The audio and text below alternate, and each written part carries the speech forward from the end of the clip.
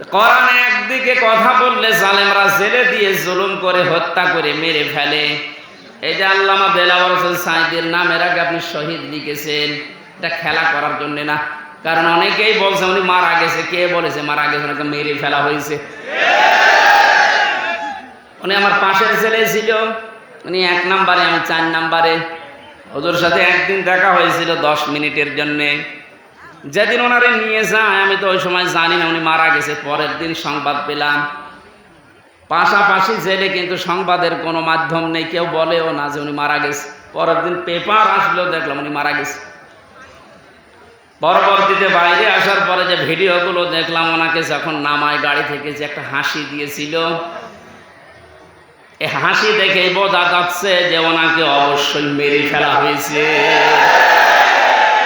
এই সত্যটা প্রকাশ করার জন্য যে ডাক্তার দায়িত্বে ছিল কোলাঙ্গার, এই মোস্তফা জামানকে একটু নিয়ে আসেন তো দেখি। এমনি সব বেরিয়ে যাবে। এই জন্য উনি মারা গেছে কথা জীবনও বলবেন, ওনাকে মেরে ফেলা হয়েছে।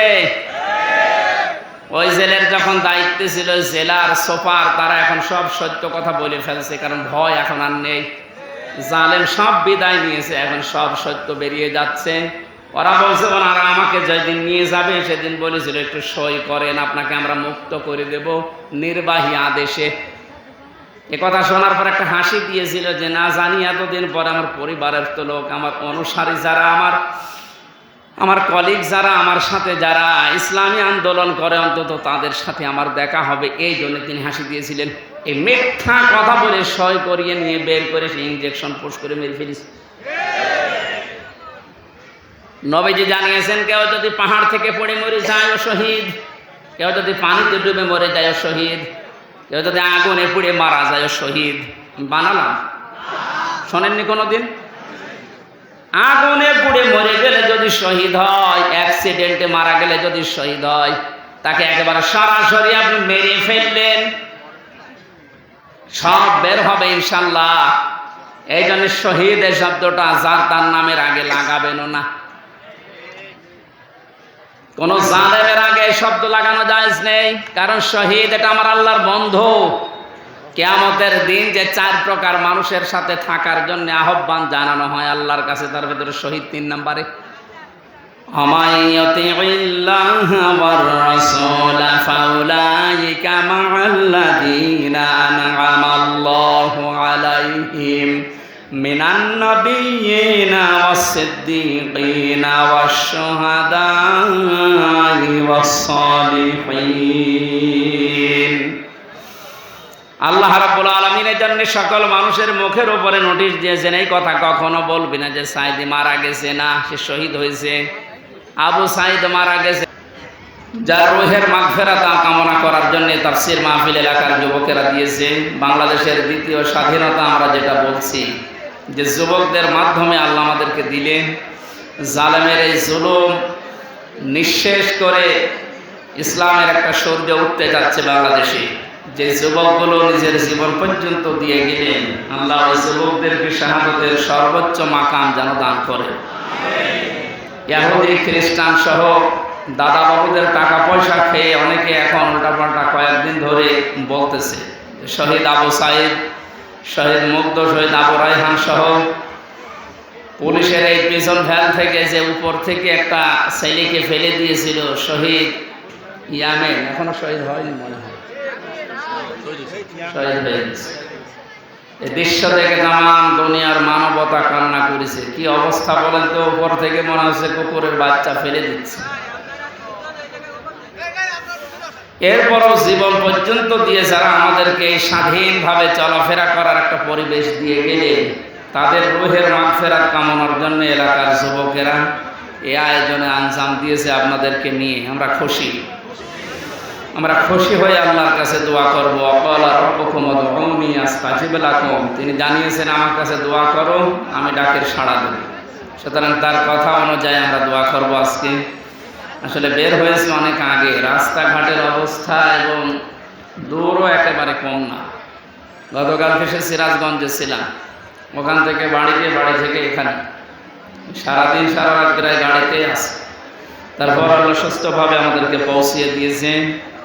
বলছে আলহামদুলিল্লাহ। কোরআনে কারীম উপস্থাপন যেভাবে করতে হয় আমরা ওইভাবে কোরআন থেকে শিখে বলতে চাই।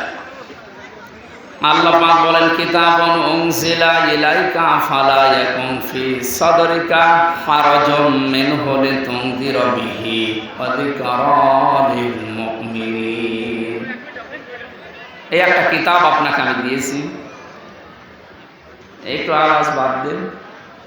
কোরআনের কথা আরম্ভ হলে কথা বলা জায়েজ নেই, চুপ করে থাকা এবং শোনা দুইটাই ওয়াজিব। দুইটাই কি? সুতরাং আপনি ওয়াজিব তরক করলে বেতের নামাজ ছেড়ে দিলে যেমন গুনাহ হয়, এখানে এখন কথা বললে অন্তত যতক্ষণ কোরআন আমি চালাবো এবং যদি না শোনেন আপনার গুনাহ হবে। ওয়াজিব তরক করার ওই জন্য একেবারে নীরব নিস্তব্ধ হয়ে যায়। পৃথিবীতে কিতাব, এই যে কিতাবুন, এই একটাই মাত্র কিতাব আল্লাহ তার নাম দিয়েছেন কোরআনে কারীম। পৃথিবীতে অন্য যা আছে এগুলো কিতাব নয়, কিতাবের ব্যাখ্যা। এগুলো কি? কারণ এই একটা কিতাব ফেরেশতারা চেনে, পৃথিবীর কোনো কিতাব আর ফেরেশতারা চেনে না। আমরা এখন এই দেশে, বিশেষ করে বাংলাদেশ, ভারত, পাকিস্তান, এই তিনটা দেশে যারা দায়ী আল্লাহর কাজ করি, অধিকাংশগুলো টেনে বলি, যে যেদিকে আছে ওই দিকে টেনে নিয়ে যায় না। কোরআন কিভাবে প্রচার করা লাগে আল্লাহ এই আয়াতে শিখিয়েছে। আল্লাহ তাআলা বলেন কিতাবুন, এই একটা মাত্র কিতাব, উনজিলা ইলাইকা, যেটা আপনার প্রতি আমি নাযিল করেছি। তাহলে এই আয়াত দ্বারা বোঝা যায় পৃথিবীতে কিতাব আল্লাহ পাঠিয়েছেন শুধুমাত্র একটা। আর এখন দুনিয়ায় যত আছে এগুলো আর কিতাব নয়, কিতাবের ব্যাখ্যা। কি বলেন তো?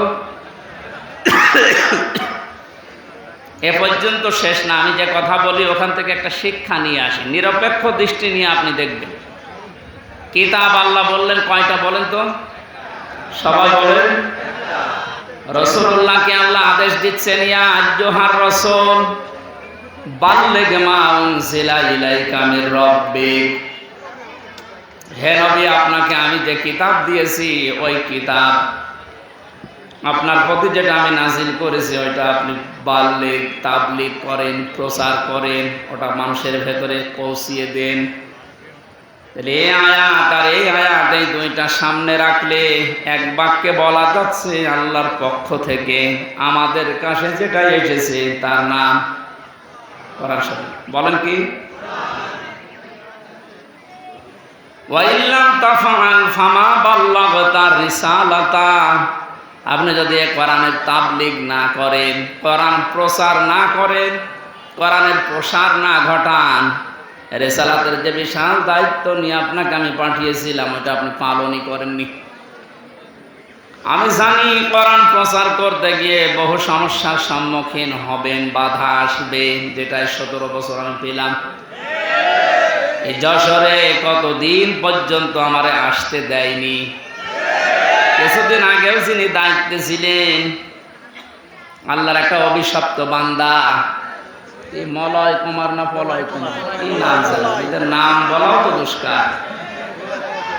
বহু তাফসীর মাহফিলে যশোরে আমির হামজা নাম দেখলে 144 ধারা দিয়ে দিত, এখন আল্লাহ ওরে 144 ধারা দিয়েছে। ওরে যদি সত্যিই কেউ পায় পিটিয়ে বের ফেলবে।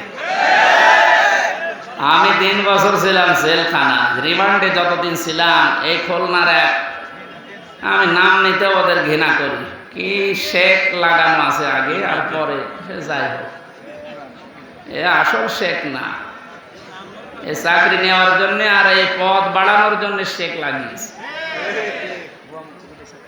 খুলনার ফুলতলা এলাকায় বাড়ি। এই লোকটা রিমান্ডে ঝামেলা করেছিল।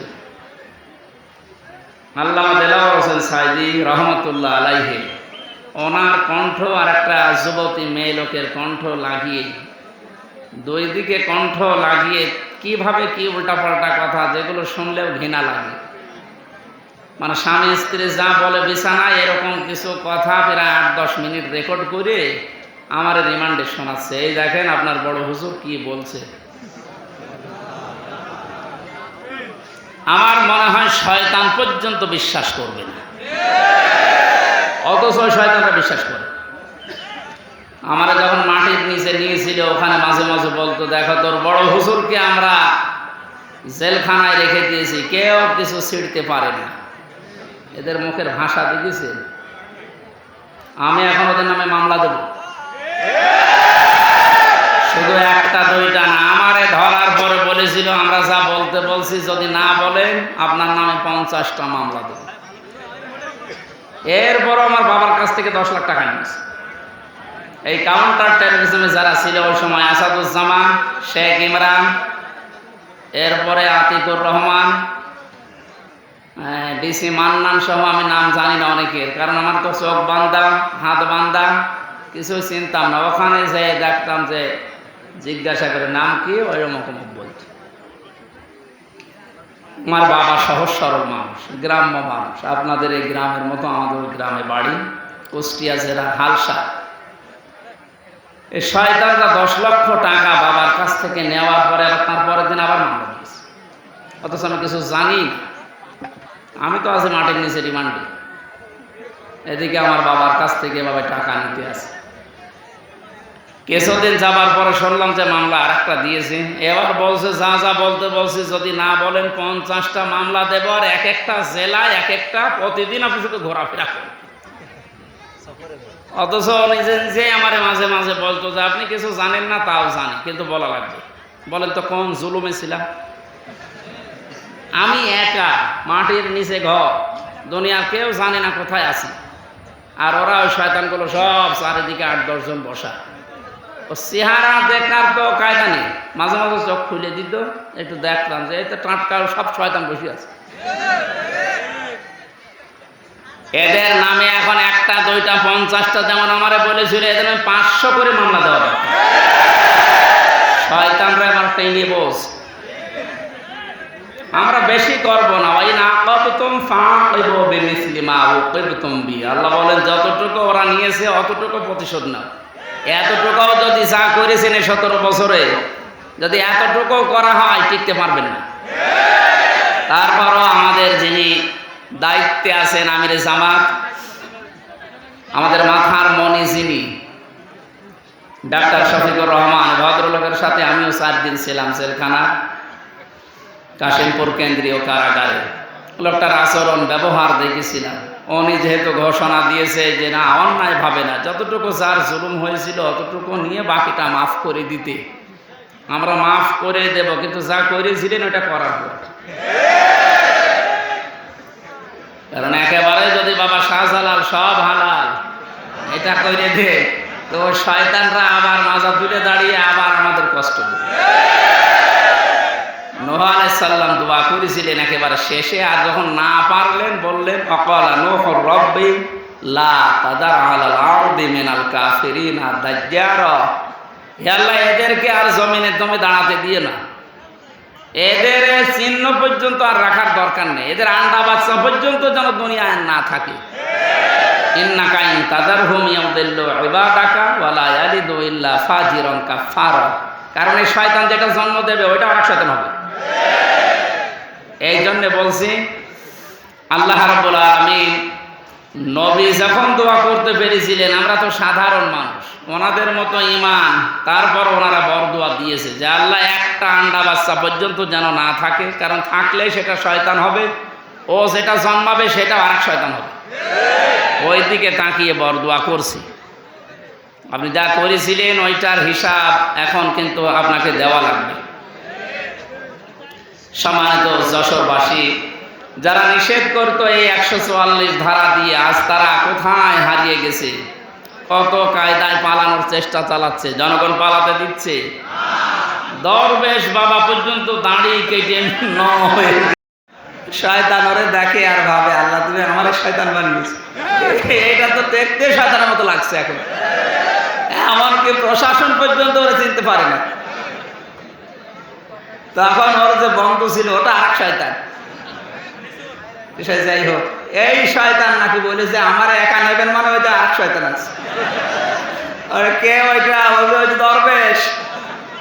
দরবেশ তো চেনা যায় না, শেষ পর্যন্ত নিয়ে গেছে দুইজনে। এখন একে ডিম খাচ্ছে উপরে নিচে বিভিন্ন জায়গায়, ডিমে জায়গা মতো দেওয়া দরকার।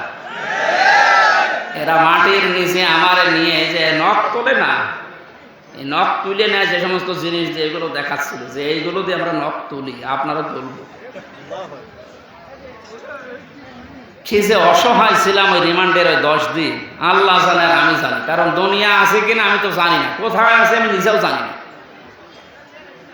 যোগাযোগ বিচ্ছিন্ন করে দিয়ে 3টা বছর জেলখানায় আমার আলাদাভাবে রাখতো। আমার আর মাওলানা মামুনুল হক রাখতো একেবারে ফাঁসির কন্ডেম সেলের ভেতর, 24 ঘন্টা তালা মারা, কেউ কথা বলতে পারবে। আমার মতো হাজার লক্ষ মানুষের এই দীর্ঘশ্বাস যেটা এখন ফেললাম, এটা একটা দীর্ঘশ্বাস না? এই শ্বাসগুলো আল্লাহর দরবারে কবুল হয়ে গেছে। একেবারে মানে অপরাধ যখন পরিপূর্ণ হয়ে গেছে তখন আল্লাহ ধরেছে একবারে আর ছাড়ে না। আল্লাহ রাব্বুল আলামিন এই যে মানুষগুলোর জন্য কোরআনের কথা বলতে আমরা আসতে পারতাম না, আজকে একেবারে ওপেন ভাবে বলার মতো সুযোগ দিলে আল্লাহর জমিনে আল্লাহর কথা বলবো 96% মুসলমানের দেশে মাত্র কয়েকটা মালায়নের কারণে বলতে পারতাম না। ওদের হেদায়েত কামনা করে লাভ নেই। অনেকে বলে যে হুজুর ওদের জন্য দোয়া করেন, ওদের জন্য দোয়া করে হবে না, কারণ আল্লাহু লা ইয়াহদিল কওমাজ জালিমিন, জালেমদেরকে আল্লাহ হেদায়েত দেয় না। আল্লাহ যখন বলছে জালেমদের হেদায়েত দেব না, আমি দোয়া করে করবো কি? সুতরাং দোয়া করে যখন হবে না তো বদদোয়া করি। আল্লাহ ওরা যা কামাই করেছে বৈধ অবৈধ ভাবে, বৈধ তো না, সবই অবৈধ, কারণ চাকরিও অবৈধ।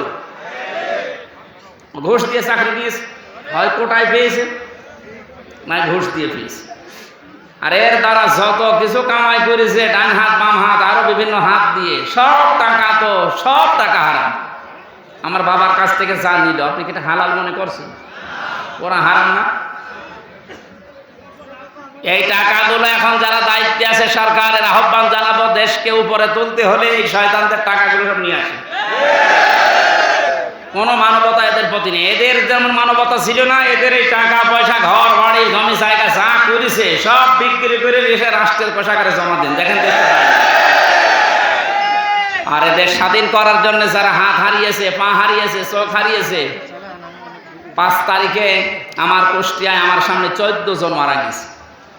আমি পরের দিন সকালে কয়েকজনকে বাড়িতে দেখতে গিয়েছিলাম যে কিভাবে চলছে দেখি।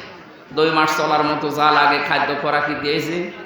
হাসপাতালে যে আমি দেখতে গেলাম, দেখি একজনের হাত নেই, একজনের লজ্জাস্থান নেই, এমন জায়গায় গুলি লাগিয়েছে লজ্জাস্থান উড়ে গেছে।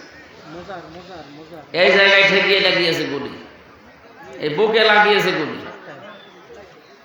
এই যে অসহায় মানুষগুলো চিৎকার করছে, হাড় ভেঙে চলে গেছে, 4-5টা হাড় একেবারে ভেঙে গেছে। এখানে কুষ্টিয়ায় হবে না, নিয়ে যাও যশোরে, যশোরে হবে না, নিয়ে যাও ঢাকায়, এভাবে দৌড়াচ্ছে। আমরা আহ্বান জানাবো এই মানুষগুলোর অবদান যেন আমরা অস্বীকার না করি। এই শয়তানদের টাকা পয়সাগুলো এখন সিজ করে এদের পরিবারকে দেওয়া দরকার। তাহলে অন্তত কিছু হলেও মানবতা দেখানো হবে। যে আল্লাহ আমাদেরকে কোরআনে কারিমের এই অনুষ্ঠানে এনে এখন ওপেন ভাবে কথা বলার সুযোগ দিয়ে দিলেন কিতাব থেকে। কি থেকে বলেন তো? আল্লাহ বলেন আপনি তাবলীগ করবেন কোরআনে, অথচ বিশ্বের দিকে আজ তাকান, কোরআনের তাবলীগ করতে গেলেই সমস্যা ছিল, আর বাংলাদেশে তো আরো বেশি ছিল। আমি কয়েকদিন আগে মালয়েশিয়া, সিঙ্গাপুর সহ কয়েকটা দেশ থেকে ঘুরে আসলাম। তো ওই সমস্ত দেশে তো, সিঙ্গাপুরে আমার মনে হয় 96% খ্রিস্টান আর বৌদ্ধ, মুসলমান 4%। ওখানে তো কোরআনের কথা বলতে নিষেধ নেই।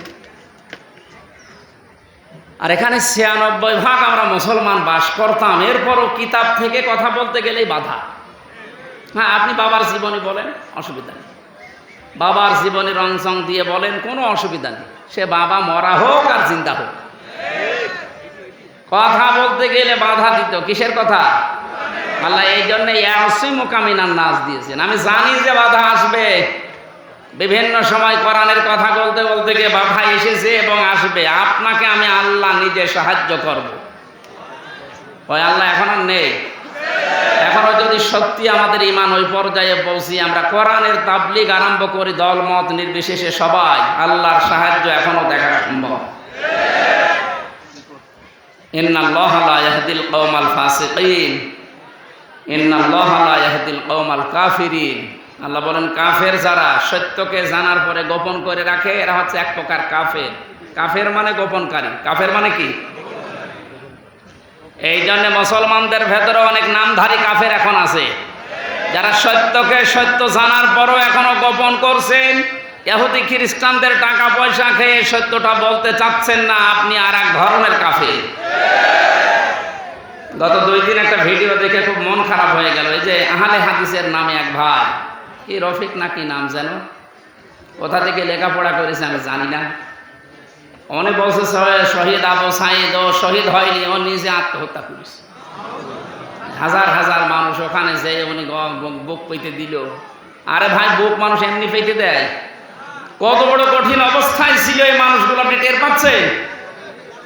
এই 17 বছর লক্ষ লক্ষ যুবকেরা লেখাপড়া করে 1st ক্লাস ফার্স্ট, এরপরও কোটার কারণে, এই জালেমদের কারণে চাকরি পায়নি। যারা 5 পয়েন্ট হয়ে চাকরি হয় না, 2 পয়েন্টে চাকরি হয়ে যাচ্ছে। গোপালগঞ্জের দৃশ্যগুলো দেখেননি? কি কারবার চলছিল! এই জালেমের সামনে নিজের জীবন দিয়ে জুলুম থেকে মুক্ত করার জন্যে উনি জীবনটা দিল। আর আপনি এখন শহীদ বলতে রাজি না? কি আর একবার মরে দেখানো লাগবে? কোরআনের কথাগুলো খুব খেয়াল করে শোনেন তো। হয়তো আপনি এইভাবে চিন্তা করেননি। যারা আলেম আছে তাদেরকে বলছি, ওয়ালা তাকুলু লিমান ইয়াকতালু ফি সাবিলিল্লাহি আমওয়াত বাল আহইয়াউ ওয়ালাকিন লা তাশউরুন। সূরা বাকারা 154 নম্বর আয়াতে আছে, আল্লাহ বলেন কেউ এ কথা বলবি না। শুধু হামজা বলবি না তা না, শুধু ওই রফিককে আল্লাহ বলেন না ওই রফিক তুই বলবি না তা না, কেউ বলবি না এই কথা। ওয়ালা তাকুলু, বহু বছর দুনিয়ায় কোনো মানুষ যেন এ কথা না বলে, লিমান ইয়াকতালু ফি সাবিলিল্লাহি আমওয়াত, যারা আমি আল্লাহর জন্য জীবন দিয়েছে এই মানুষগুলো মারা গেছে, এ কথা কেউ বলবি না। এ নোটিশ দিয়েছেন কে? কারণ কথা বলে মানুষ কি দিয়ে? মুখ দিয়ে কথা বলে। এই জন্য আল্লাহ মুখের ওপরে নোটিশ দিলেন, কেউ বলবি না দুনিয়ায় এই কথা যে ওরা মারা গেছে। ওরা মারা যায়নি, বালা হায়াউন, বরং ওরা জিন্দা, জীবিত। ওয়ালাকিন লা তাশউরুন, কিন্তু তোরা টের পাস না। এই কথাটা আমি বানালাম। বলেন শহীদ, এ শব্দটা যে কত উঁচু শব্দ, কত দামি শব্দ, আপনি টের পাননি? তাই আপনি তো কোনা চেবেন, কোনার ভেতরে থাকেন। বলে আমরা কি কোরআনের কথা বলি না? আরে বেটা, কোরআনের কথা বলেছিল। শহীদ আল্লামা দেলাওয়ার হোসেন সাইদি 13 বছর জেলখানায় কাটিয়েছে। কোরআনের কথা বলেছিল আমাদের ইমাম আবু হানিফা 8 বছর জেলখানায় কাটিয়েছে। কোরআনের কথা যারাই বলেছে তাদের জীবন পড়েন। সাইয়্যিদ কুতুব রহমতুল্লাহ আলাইহি শহীদ কোরআনের কথা বলার কারণে জেলখানায় ফাঁসির মঞ্চে গেছে, জেলখানায় বসে তাফসিরে ফি জিলালিল কোরআন লিখেছে। এ কথা কখনো বলবে না, কারণ সে জালেমের জুলুমের সামনে জীবন দিয়েছে। এতটুকু আল্লাহ শেষ করেননি। মানুষ যেহেতু মুখ দিয়ে বলতে পারে, এই জন্য মুখের ওপরে নোটিশ দেওয়ার পরে আল্লাহ অন্তরের উপরে নোটিশ দিয়েছে। কারণ মানুষ ধারণা করে কি দিয়ে? কথা বলেন না কেন? ওয়ালা তাহসাবান্নাল্লাযীনা কুতিলু ফি সাবিলিল্লাহি আমওয়াতা বাল আহইয়াউন ইনদা রাব্বিহিম ইরযাকুন। এটা সূরা আলে ইমরানের 159 নম্বর 69 নম্বর আয়াতে আছে। 4 নম্বর পারার 11 নম্বর পৃষ্ঠা 8 নম্বর লাইনে আছে। তাফসিরে ফি জিলালিল কোরআনে পাবেন। আল্লাহ পাক বলেন ধারণাও করবি না, যারা আমি আল্লাহর জন্য জীবন দিয়েছে এই ধারণা করবি না যে ও মারা গেছে। মুখ দিয়ে বলা নিষেধ, ধারণা করাও। এক কথা বলো না কেন? ধারণা করবি না কেন? বালা হইয়াউন, বরং তারা জীবিত, জিন্দা, ইনদা রাব্বিহিম ইরযাকুন, তারা তবে রবের কাছে রিজিক পাচ্ছে। ও যশোরবাসী, মানুষ ঘুমিয়ে থাকলে খাওয়া লাগে? বলেন না কেন? জীবিত থাকলে খাওয়া লাগে, জেগে থাকলে। খাবার খেলে মানুষের রক্ত, গোশত, চর্বি, চামড়া এগুলো তৈরি হয়।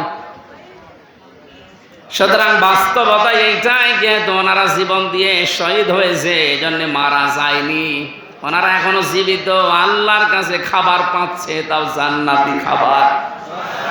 খাবার খেলে মানুষের শরীরে রক্ত তৈরি হয়, এর বাস্তব প্রমাণ আমির হামজা, নবীজির চাচা হযরতে হামজা রাদিয়াল্লাহু তাআলা আনহু শহীদ হওয়ার পর তাকে যখন কবরে দেওয়া হয়, 30 বছর পরে মদিনায় একবার বিশাল ঢল হয়েছিল, ব্যাপক।